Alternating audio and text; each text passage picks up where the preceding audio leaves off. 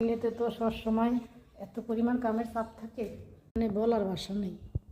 তারপর আবার সকালবেলা যদি একটু ঘুমেতে উঠতে যদি রুমের ভিতরে আইসা যে এমন একটা অবস্থা দেখি, তখন ওই রুমগুলো দেখলে খালি কান্দ নাই, যেটা কীভাবে সম্ভব, এত তাড়াতাড়ি কী করে ময়লা হয়। পরিষ্কার হয়ে জায়গা তখন যে কি ভালো লাগে মানে বুঝান যাবে না।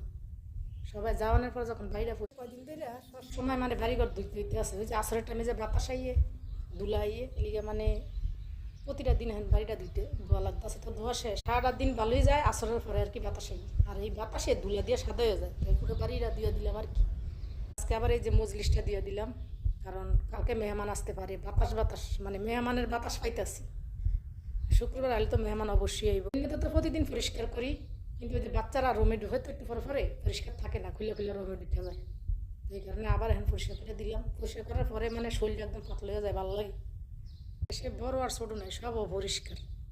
এই যে বাড়িটা পরিষ্কার করছি, খালি আইব 10 মিনিট পরে মনে করুন কফি ফালাইয়া, বিস্কুট ফালাইয়া, চিজ ফালাইয়া একদম একাকার। 3 বেলার জায়গায় 1 বেলা খাবো, তারপরও পরিষ্কারটা মানে অনেক ভালো লাগে। কিন্তু ওই যে পরের বাড়িতে হাঁস যায় না পরিষ্কার। তো এই অবস্থা। ভালো থাকবেন সবাই, রান্না করতে যাইতেছে।